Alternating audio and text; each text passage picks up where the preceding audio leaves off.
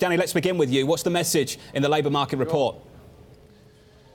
Well, disappointing in many ways, but obviously the thing I focus on is the wage numbers. I like production and non-supervisory, partly because it excludes people at the top end. It's about 70% of workers.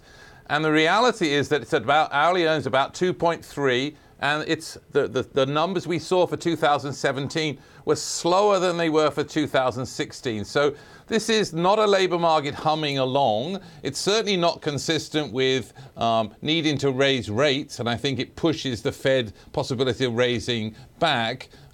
This is a labour market that potentially looks like it's beginning to slow. You actually think the same thing, Mike, or do you disagree?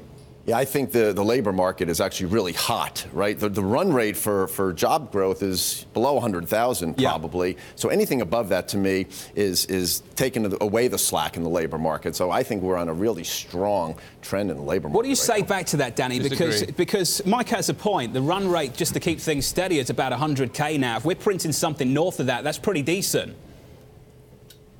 Well, if that was true, which it clearly is not, what we would see would be firms would have to find labour by paying them more. They are not doing that. So that is completely wrong. The reality is that the employment rate today is 3 percentage points below what it was in 2008. It's fallen in the last few months. If you just do a comparison of what the employment rate would be, what the employment numbers today would be if we had the employment rate in 2008, the answer is about 8 million. But think of what the gentleman just said. The labour market's running hot. Well, it clearly is not, because if it was running hot, wage growth would be 4%.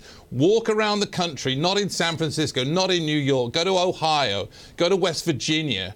That's simply not happening. So this is very much an elitist position, looking at the big cities, that doesn't apply in the rest of the country, and it doesn't apply in Florida. The labour market is not hot, it's not humming, it's slowing and relatively weak.